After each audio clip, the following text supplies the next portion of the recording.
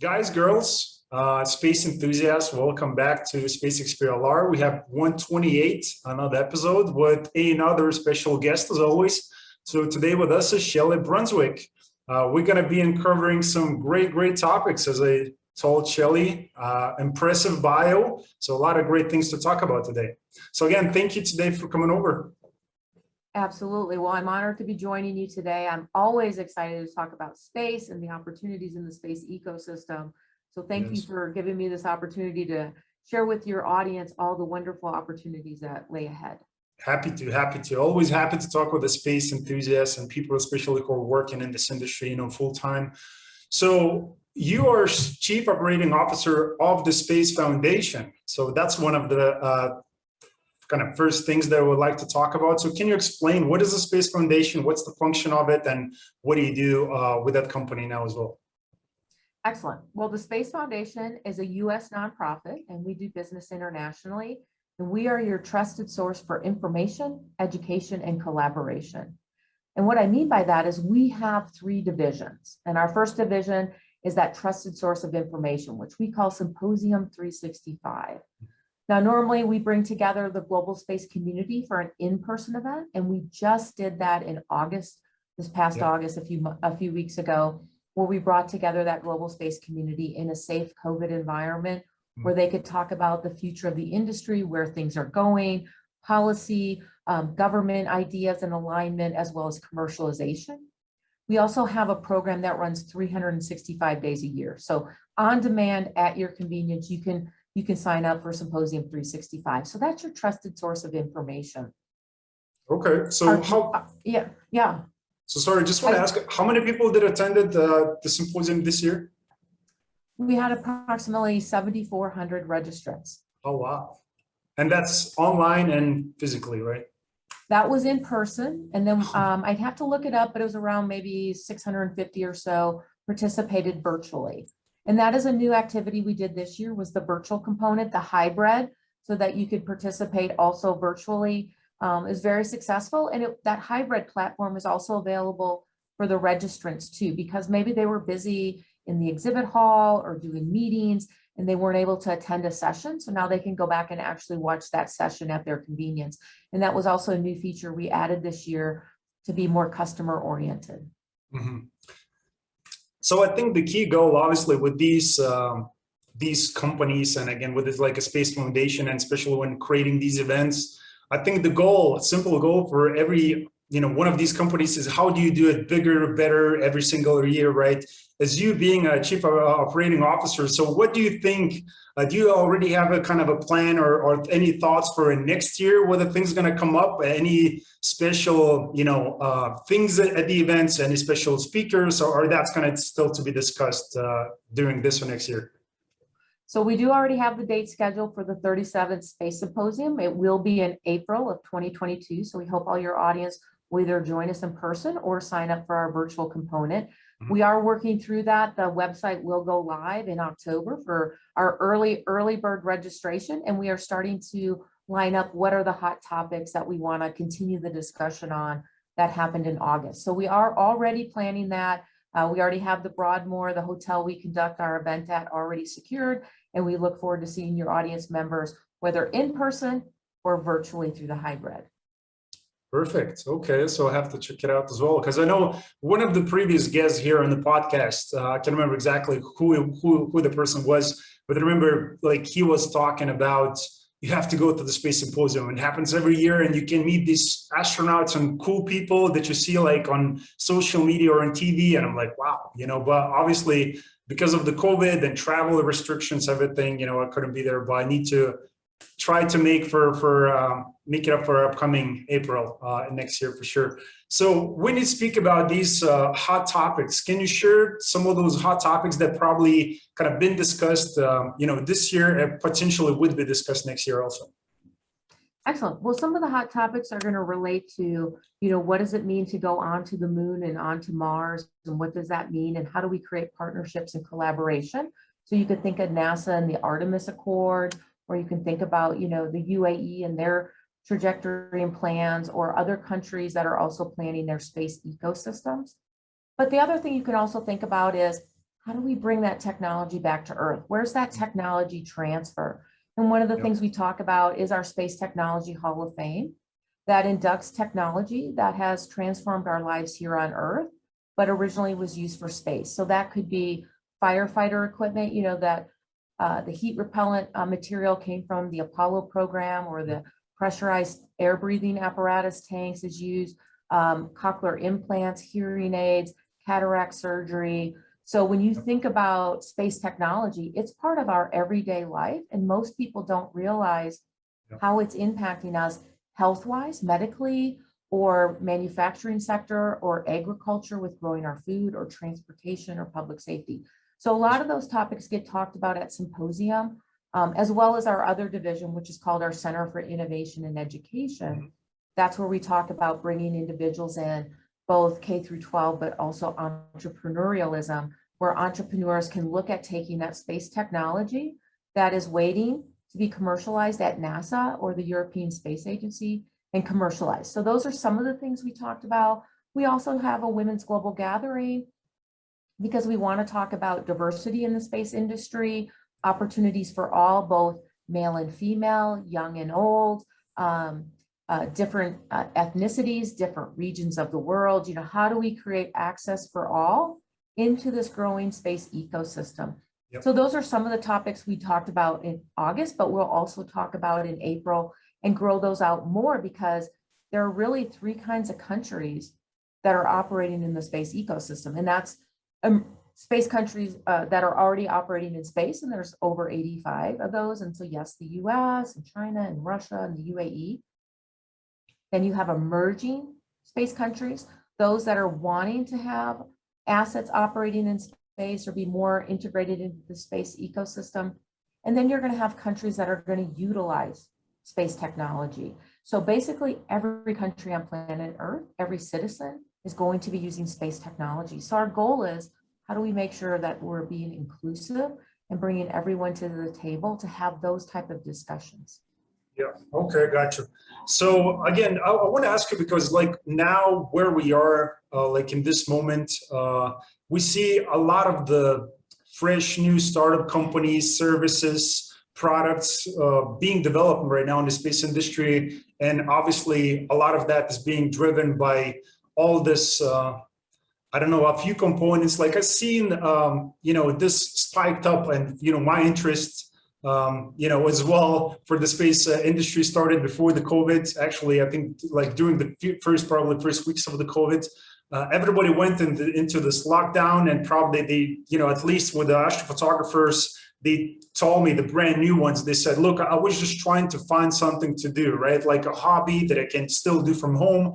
For some people, that was astrophotography. For some of the people, that was being in STEM communication, education, to some degree online or anything like that.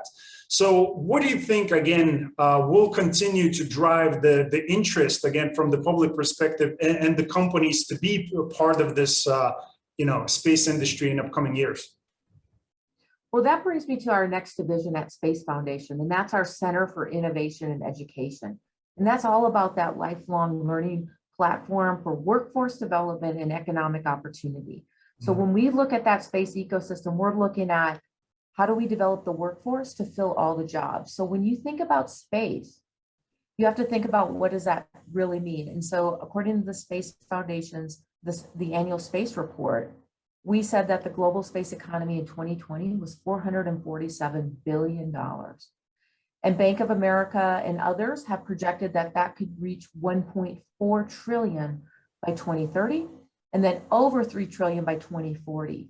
So the opportunities for exponential growth in that space ecosystem are available, because 80% of that space ecosystem is commercial, which is products and services, which is businesses, which is entrepreneurship.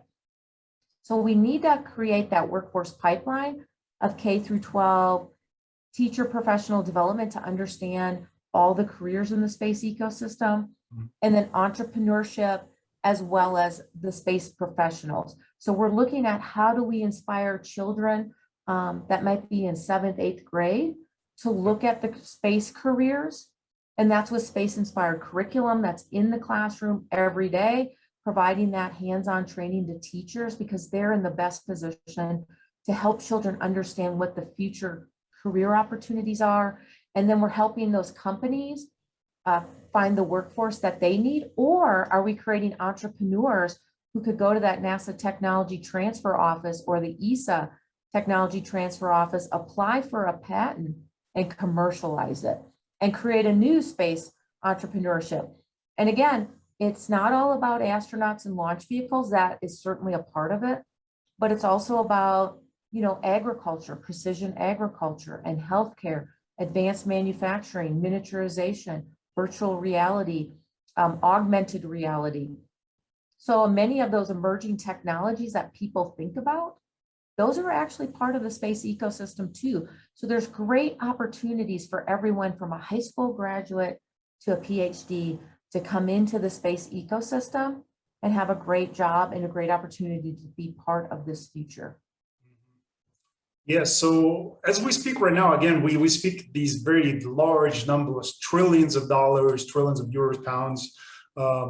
It is great, it is very promising. And again, it feels like, you know, from what you're saying, that this is going to be inevitable for everybody, that again, to some degree, they will be involved with the space industry. Like if you're looking at this kind of from the value chain study perspective, and if you see the clients, and you're the kind of the middle person and there is a supplier, like how far out do you think that it's going to be? Maybe it's not going to be directly to the consumer or to the supplier where they're actually working with the, you know, space related in space industry, but how far out, like through the value chain, do you think somebody like myself who is doing like cleaning will be involved, you know, will be part of this ecosystem? It's going to be like, you know, just speak about a little bit, because when you mentioned, you know, that everybody, you know, you encourage a lot of people to get involved in the space industry, and again, through different practices, but how much people are going to be involved? I mean, you know, give an example as a cleaners, or, you know, just those type of jobs. Are they still going to be part of it, or that's going to be for, you know, top 10%, you know, IoT companies or whatever that might be? How is it going to look like? So first of all, you're part of the space ecosystem because you're part of the media, and we're sitting here having a podcast talking about the space industry. So if you're an artist or a musician or in the media or a diplomat or space policy, there's a place for you. And those are careers that people didn't think about 20, 30 years ago. So you're already part of the space ecosystem, and we're using space technology right now to do this interview because we're using Zoom, we're using cybersecurity to connect, and then we're using satellites and space technology to actually do the interview. So you're using space technology right now. Now, as you talk about cleaners, or let's say transportation or facilities maintenance, those activities, they are part of the space industry because Space Foundation, we have all those individuals employed. So does every company, OneWeb, Lockheed Martin, they all need fleet maintenance. They need cleaning, they need food service, you know, to feed their employees. They need finance, they need business development, they need marketing.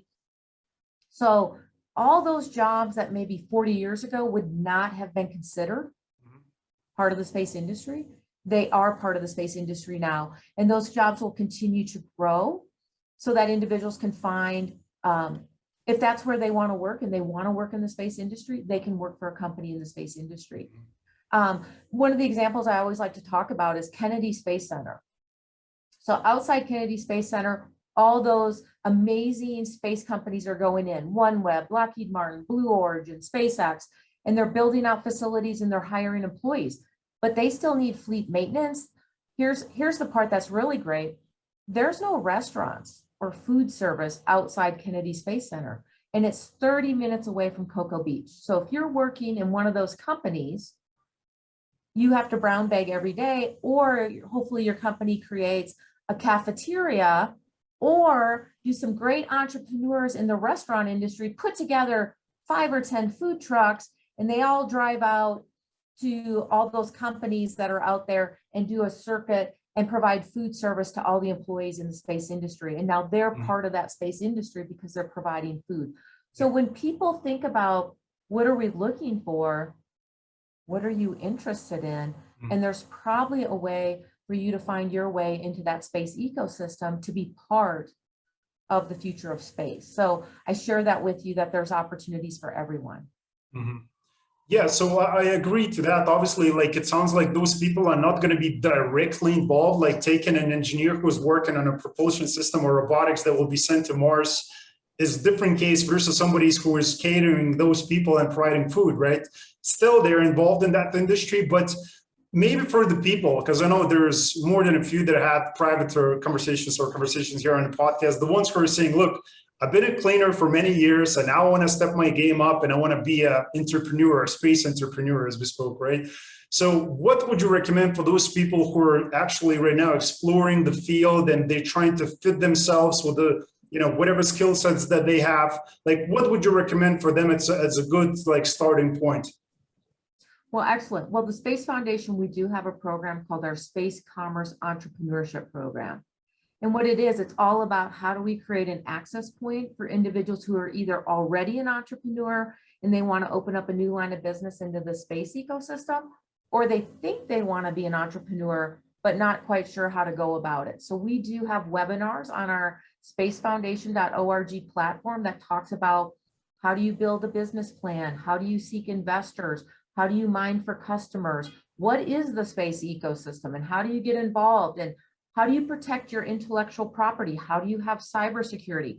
So our programs, our webinars are good for anyone who wants to be an entrepreneur, but especially if you want to be an entrepreneur in the space industry, it'll have that space flair. Those are free and available to any of your listeners to go and watch at spacefoundation.org under our Space Commerce Entrepreneurship Program. We also do an interview series where we interview space entrepreneurs, again, maybe non-traditional entrepreneurs, maybe they're in marketing or brand strategy or professional development careers. So we highlight that individuals who want to be in the space ecosystem may have different career paths than what we think about astronauts or rocket scientists. We also interview virtual capital, angel investors, and how do you get funding and what do they look for? And then we interview individuals who provide mentorship. Like when you meet with an entrepreneur, what are some of the tips you give them and how they can be successful? And so that's some of what our podcast series covers as well. And so some of the things I'll share with you is you have to have a strategy. Why do you want to be an entrepreneur? Why is your product or service better than anybody else's? So I always tell entrepreneurs, start with what is the problem you want to solve? Yep. So in my example with Kennedy Space Center, people don't have food for lunch. So what is the problem I want to solve? I want to create food service. My solution might be food trucks. Why is that better than anybody else's? Well, it could be very expensive to build a restaurant. Maybe I have to go through processes. Food truck could be a lot easier. And then why is it, how will it solve the problem for those companies? Well, I could then work with the HR department at those companies and say, I will drive my truck up and here's my schedule and here's how I'll make the rounds and here's the food that I provide. So your employees will know on Monday, Wednesday, and Friday, I will drive out there and provide food through my food truck. So what I'm sharing with you is entrepreneurs have to think about what is the problem you're solving? Why is your solution better than anybody else's? And then you're going to have to create a positioning statement, which is why it's better than anybody else's, why it's unique, who is your target audience, who is your customer that's going to pay for it, what is your product or service you want to deliver, is there any competition already, and what is your way forward? So those are the 5 steps I'll share with you real quick for today. When I meet with somebody who wants to be an entrepreneur, I always walk them through this step so that they can think through their strategy. Perfect. Okay. So look, the thing is, obviously, like the strategy is simple to understand, and it's the way. So it is simple for people to understand, and people can understand. Like, oh my God, it's actually easy once you understand it. Like it's simple steps. That's why you can find programs or courses or anything 5 steps, 10 steps, 15 steps. And I've seen some programs that have 100 steps and ridiculous stuff, but there are steps that are proven that can get you to the point that you want to have, especially having a space company or anything like that. And we're seeing that not even in US, which is one of the leading countries when it comes to the space industry. We're seeing that on a global scale in different countries. So we see a lot of the great, upcoming companies in Africa coming up right now, in Europe, in China, in Australia, like global scale, right? But one thing that is lacking, and it's going to be lacking for a lot of people, is one of the rovers that we sent for the last time. It's perseverance. Because business is hard, it's tough, and I'm a business owner. I created multiple businesses before. I'm working on multiple projects at the same time, so I do understand the level of pain that's going to be associated with all these businesses, and that's what people, I think, need to understand. Even though it's a simple form, everybody can do this, and everybody can, but you will have to, as Elon Musk said, you have to eat the glass a lot, which means it's going to be painful. But speaking about that, about still the business aspect, and people wanted to get started. As we speak about these different sectors, is there anything that you, as an insider in the space industry, you would recommend for somebody to kind of start on? Maybe some potential startup, idea, or a company, something that you see in the space industry right now is lacking, or kind of you see it's going to be taken off very soon, and you think there's a lot of problems in that sector, and we need more people to kind of tackle on that problem? Well, I think that's a great question. What I'm going to start with is, if you want to be an entrepreneur, it's because you're passionate. And so I'm going to say it's passionate, and you're right, it is challenging, but finding a good mentor or a coach or a consultant that can help you walk through the steps and strategize. So build a team that supports you, whether that's hiring people or hiring individuals that can help you, or finding a mentor, joining that space ecosystem, networking into that space ecosystem you want to be a part of. You mentioned coming to Symposium gives you opportunity to network into the space industry. But let's say if you want to be a supplier in the supply chain to the space industry, maybe Symposium's not the right forum. You want to go to a different supply chain conference where individuals meet with NASA and companies that are looking to diversify their supply chain into that space industry. So again, making sure you're networking with individuals that can help you with building relationships, cultivating, clients, building a peer group, finding mentors. So I share that with your audience. And then if you want to be an entrepreneur, you have to be passionate, because as you said, it is painful.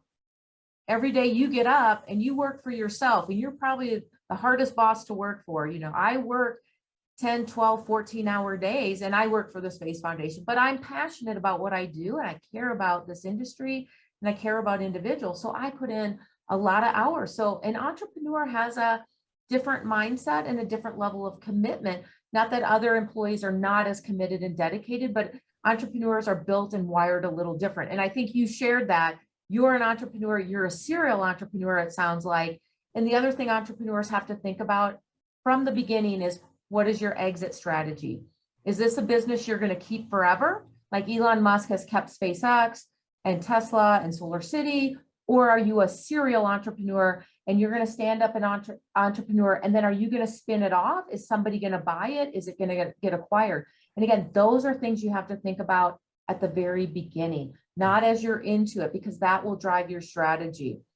Yes. So I kind of share with you that being an entrepreneur is very different. And then you ask me, what am I seeing in the future? What I'm going to share with your audience is, what are you passionate about? I've had individuals who are passionate about their grandmother's chili recipe. And I'm like, I think that's great. I think you should develop it if you can patent it. And then do you want to market it as, grandma's moon chili? And then again, send it to space as an ad? Space, right? Because I think Hilton sent their cookies into space, because when we go to Mars and stuff, we're not going to want to just eat packaged food. How are we going to really sustain ourselves on Mars? How are we going to have agriculture? How are we going to grow? We're going to need McDonald's for sure over there. Well, we're going to need something. It may not be, when we hear about Beyond Meat and the food that's more a protein-based plant substitute, I don't think we're going to have cows and pigs and other animals on Mars. So how are we going to grow that protein that's going to fill that need? Yeah. Because I don't think we're going to ship that from Earth to Mars. So again, it requires a very strategic thinking process for space. But now I want you to say, I just talked to you about Beyond Meat. I'm going to need a concept like that to live on the moon and Mars, but we need a concept here on Earth. So you said, what are some hot topics right now? Well, sustainability on our spaceship called Planet Earth. How do we feed our planet as it more population, but less agricultural land? How do we increase yield? How do we create a different source of protein from animal protein that may not be as sustainable for a growing population? How do we, we're looking at how do we get to net zero carbon emissions? And we know some of the top three are, clearing of land, fossil fuels, and, cement making and other activities. So as we think about what are some of these challenges for the planet we live on, which is the best planet in the solar system, how do we want to look at some of those challenges facing us today? So I turn that back to your audience. Whatever you're passionate about, you can probably create a business that you're passionate about that leads to revenue generation. And again, you have to treat it like a business, revenue generation. Are you going to keep it? Are you going to sell it? And for your audience, that's very passionate. Many people are challenged with the UN's sustainability development goals, right? Education, climate change, women and girls, diversity and inclusion. So there's a way that individuals who might be passionate about climate change or sustainability could look at some of that NASA or ESA technology and bring that to market. So I share with you that there's a lot of great opportunities. There's a lot of, and you know what opportunities are also called? Problems. There's a lot of problems out there, but you know what that is? For an entrepreneur, that's an opportunity for you to solve that, create a great business, and make life better for all of us using space technology. Exactly. That's a very, very good point. I think people, some of the people, I think they understand it. Like if they already reached the point in this interview where they hear you explain there's all these problems on the planet, I think people understand it. But again, we're coming back to the point, not everybody wants to have a business. Eventually, I think a lot of people will be forced into having one because of technology development, and that's taken jobs from people. And obviously governments, as they currently are in debt, they cannot support all these people. They're going to be off work for the rest of their life. So eventually people will be forced, at least to some degree, to start their own business or work for themselves. And I always encourage that before that happens, think about it now. But again, as you said, think about the perspective of what type of problems you can solve with the skill sets that you have, or you might need to acquire, with the time, and just work on that. Having an exit strategy or not, that's a different thing. Again, I just want to add something to that because I think it's interesting. I heard a lot of people talking about have an exit strategy and think about where you're going to sell the business, travel the world, live on a beach with a laptop, whatever you want. Like at the end of the day, like we're on this planet. If you're going to create a business, you're going to sell it. What else are you going to do? I mean, entrepreneurial mind is just cannot stay still, I believe.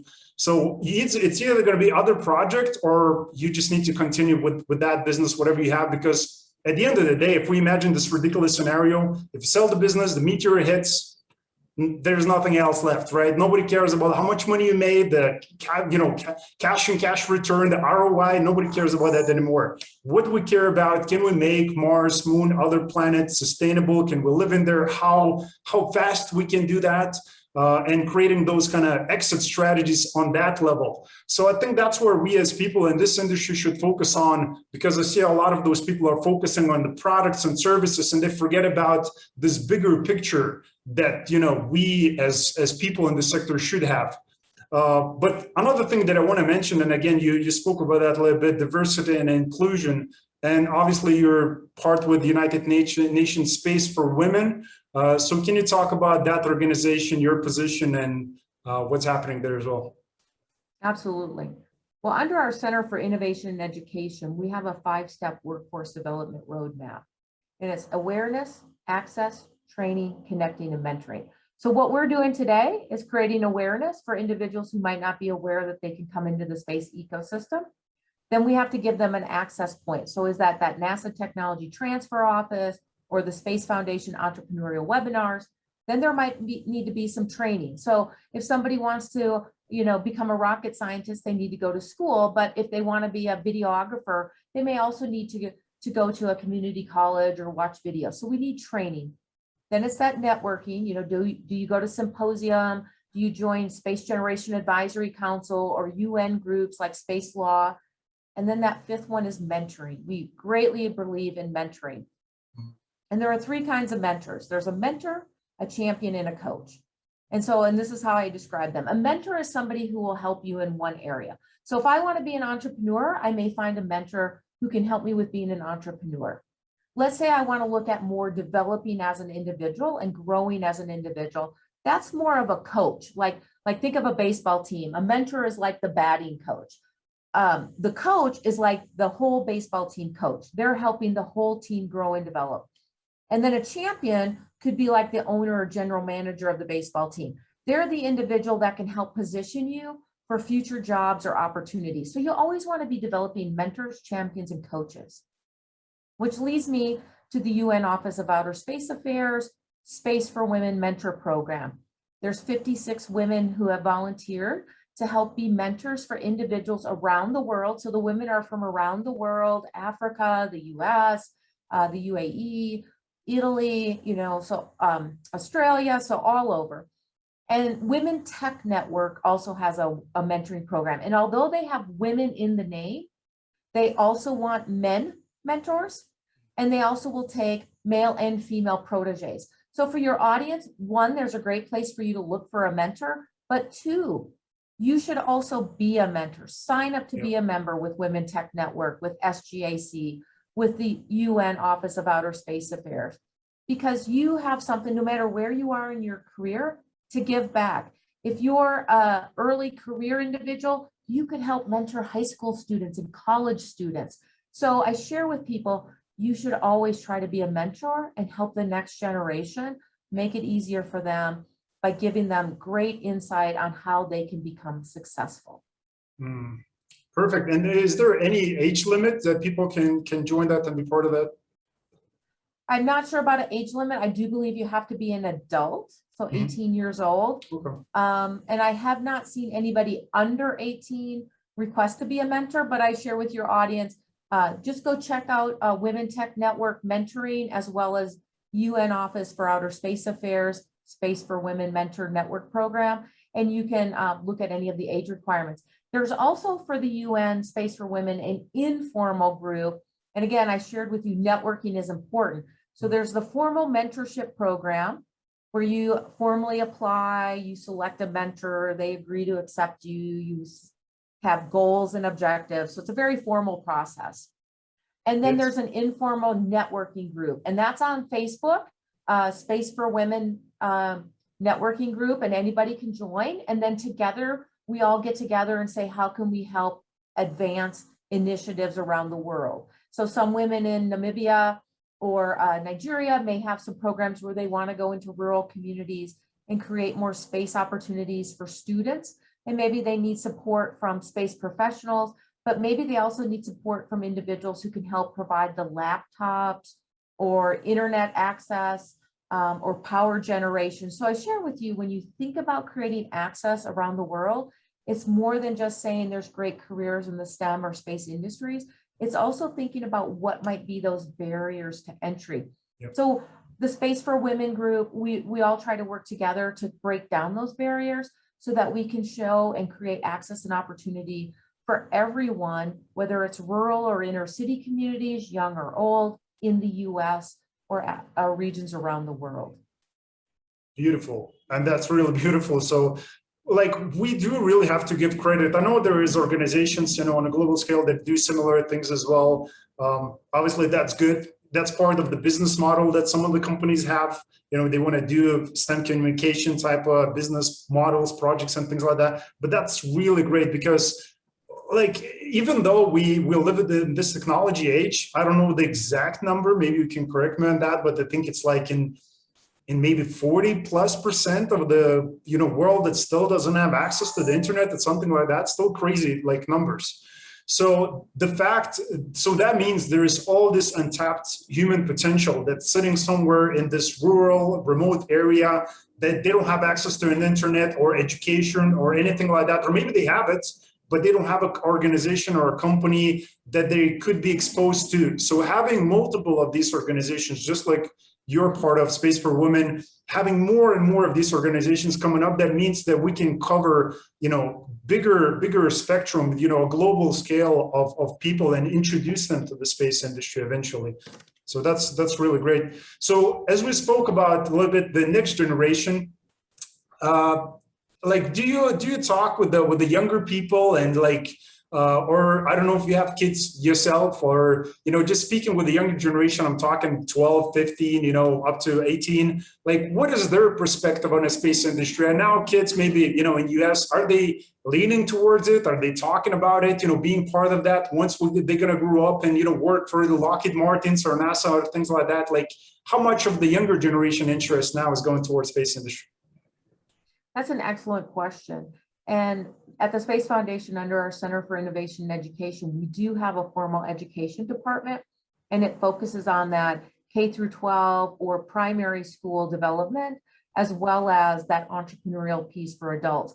But when you're talking about the K through 12 primary school, we absolutely are out there because we have to reach kids at a very young age, especially if they're underrepresented. So underrepresented could mean women or minorities, or inner city or rural communities that don't see themselves as being able to become part of the space industry. So that means we need to look at getting space-inspired curriculum into the daily classroom. So there are after-school programs, right? There could be a rocket club, but maybe not every school has that.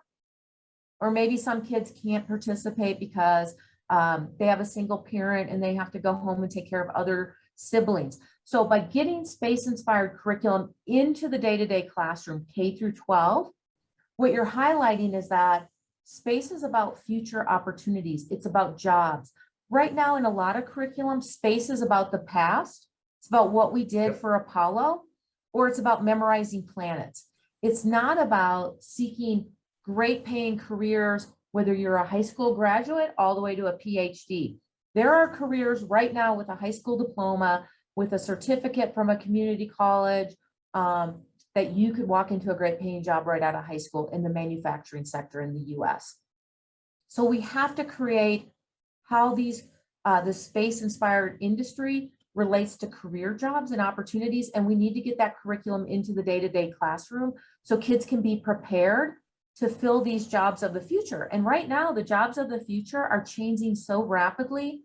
85% of the jobs are going to change by 2030. So as you're seeing jobs change, whether they're going to change because technology is going to be incorporated into them, or they're going to change because maybe the job goes away the way it currently is and a different job is created. So let's talk about, what does a job change mean?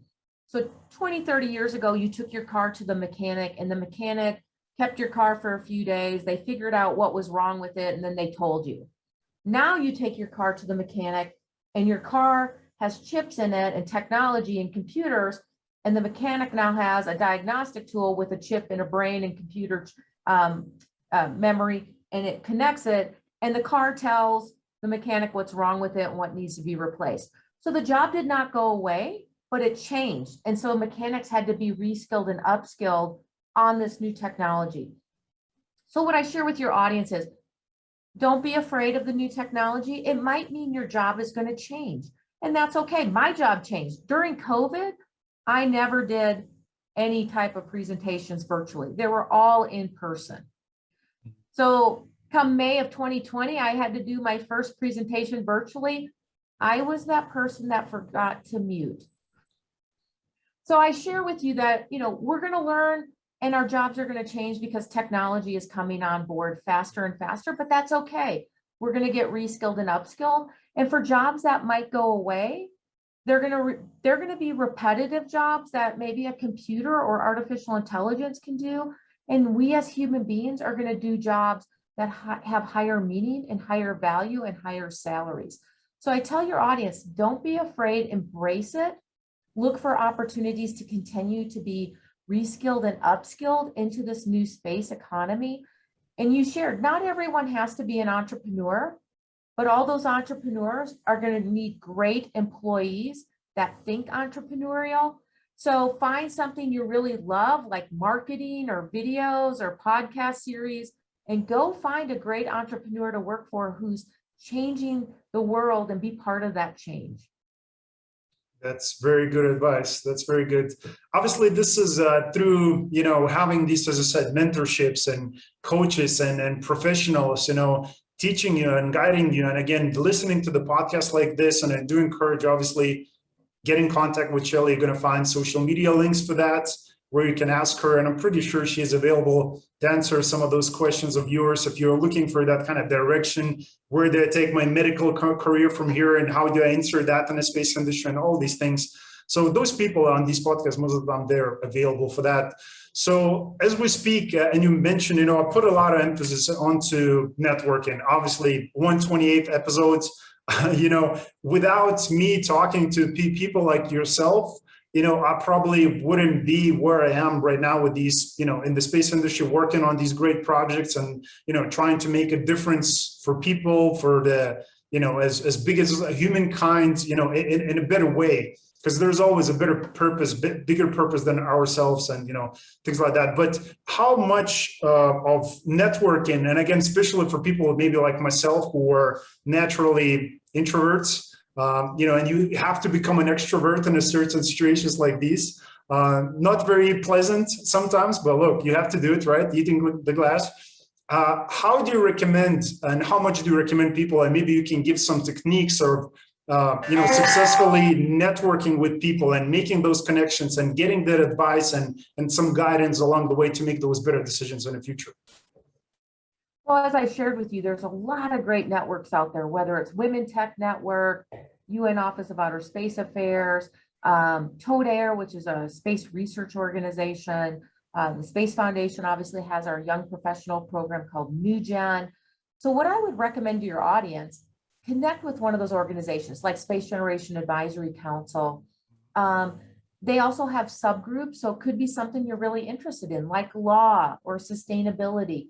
And so you can connect with those groups for something you're passionate about. Or if you're going out to meet people, like at a symposium with 7,500 people, you don't have to meet 7,500 people. Maybe meet one or two people, get their business card, follow up with them, schedule a Zoom coffee or drink a Diet Pepsi with them. Don't think of this as a burden. Think of this as an opportunity to just have a nice conversation with somebody and get to know them. Or people do reach out on LinkedIn. I've had people reach out on LinkedIn. I do answer my LinkedIn. It might take me a little bit of time, but it could take time to answer LinkedIn. But find some people, and again, get out from behind your desk, meet people, especially with COVID. Right now with the Delta variant and things, we were open. Now it seems like we're kind of less open, and people are now not necessarily going out as much, but you can still connect virtually. But I think when you're able to get out in person and meet somebody, whether it's wearing a mask or not wearing a mask, I think you should still try to meet with people. Building those relationships is important. It also builds something else, not just that space, your space network, but it also builds resiliency. Because being alone, what we've learned during COVID is it's very challenging. And we are going to have to build a very resilient workforce that's able to sustain COVID and other activities. So building individuals, and again, 1, 2, 3, 4, however many you want, build those relationships. So when you have a bad day, and we all have bad days, you have somebody you can call and share that experience with and talk about it, and then come up with solutions about how you're going to have a better day tomorrow. So that's the other part of building your network. It's not only building your network for the space industry and jobs and entrepreneurship, but it's also building your network to help you be resilient when you have bad days. Yes. Yeah. So COVID, exactly. Like COVID changed like a lot for a lot of people. Like I seen not even long ago on a LinkedIn, as you mentioned that, I seen a post. I think it said that Canva, this platform for, creating social media posts online, and their employees right now, I think they have to go to the physical office, like 3 or 4 times a year. So, it's not demanding to be anymore to be at the office, which means you can work from home. which, that's what's going to happen for, not majority, but to some percent of the people, which that means they're going to be at home, they're accessible, because probably the schedule is going to be a little bit more flexible. So we can probably jump on a call because there's no boss who's going to be watching them, and you can have these conversations. So now the time is really great to connect and meet people and, to network and collaborate, which again, I've seen that in your bio that you're collaborating with organizations on a, global scale too, for commercial purposes, government, educational purposes. So is that a healthy way of looking at business? Because, business, like one-on-one business, as we teach in universities and schools, there's competition, you have to get ahead, then you have to compete with people. So is collaboration a healthy way of doing business in the space sector now and in the future? Absolutely. I think, first of all, what we're seeing with wanting to have them return to the moon and onto Mars, one country cannot do it alone. We have to do it together as humanity. That has to be something we want to do together. And that's what NASA's trying to do with those Artemis Accords, create collaboration to do those amazing opportunities for all of us here on planet Earth. So is there competition? Absolutely. The Russians and the Chinese are also thinking, do they want their own space station and opportunities? So there will always be competition. There will always be different countries that have different goals and activities. There'll also be other individuals that might be more competitive than collaborative, but it's all about how do you want to operate? You get to decide how you want to operate. I'm a very collaborative person. I believe together we can create better goals and objectives. Yep. We can accomplish great things. One individual can accomplish great things, but collectively we can accomplish a lot more. So I go into it, the glass is half full, maybe, then somebody might say the glass is half empty. But there's always going to be competition. There's more than one rocket out there. There's SpaceX, there's Boeing, there's the European. So, there's other Rocket Lab, so there's a lot of rocket companies. They're still in the space industry. They're still collaborative, but there's still competition for that product service. So it's also okay to have competition, because you know what competition actually does? It forces us to be our best. I played tennis, and if I played with somebody who might have not, and I'm not very good, but if I played with somebody who was my level or not as good as me, you don't really play as hard, right? You might work at it, but if I play with somebody who's really good, I'm really going to up my game. So think about competition is okay. And we have some major challenges to solve on planet Earth, as well as how we're going to go to the moon and live on Mars. Those are major challenges that need technological breakthroughs, new ideas, hard processes to discover and implement. So we need to be upping our game every day, right? If you're flying on an airplane, I want that pilot to be really up in his or her game. If I'm going on that rocket launch, right, someday, I want that company to be really upping their game. That's okay. Healthy competition is okay. It can bring out the best.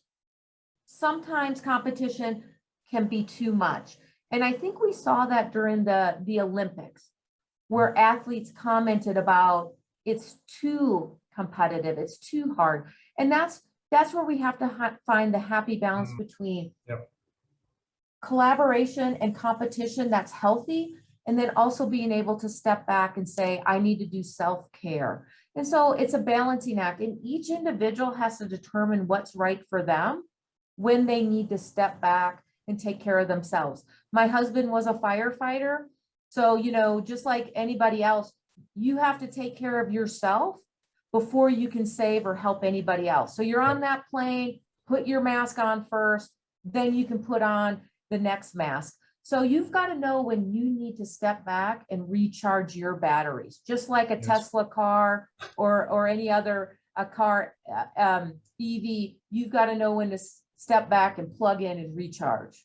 Yes, exactly. So I do believe that to my bottom of my heart, that collaboration is going to be the key in this industry as we talk about competition, and that's always going to be there, just because companies are operating from the revenue model. It's all about the profit, and taking that market share from your competition, and that's where it becomes competitive, because I understand companies want to become leaders in the industry, like Coca-Cola wants to be Coca-Cola, right? And Pepsi's trying to be Coca-Cola, right? So we're going to have these scenarios like all the time. And I think it's a shame of us, obviously, going back into the past thousands of years ago, where we dug a hole for ourselves and we decided that in this planet, everything has to be driven from financial perspective. You have to earn money. Companies have to compete. There's, exchange like that's happening, which hopefully that's not going to be carried, into other planets, probably going to be carried into Mars, but maybe on some other planets. So we can have, as we see these in the sci-fi movies, kind of healthier, universal thinking, the way we look at things. Because I remember, I just want to finish up with this. I seen this movie. I can't remember exactly the name. It was, I think it was quite a bad movie, but there was this one scene of this alien-looking human that basically was controlling the spaceship. There was this like thousands of these aliens that they look just like humans. And there was this human that was stuck on board, this lady. And she asked this lady, a human, a question. An alien said, "What do you think is the most expensive thing in the universe? What's the most expensive thing?" And she said, "Well, I don't know." And she pointed to the place where there's this like bluish puddle of water, like on the spaceship. And she just went into the water, walked out, and she became younger. And she was like, the most expensive commodity in the universe is time.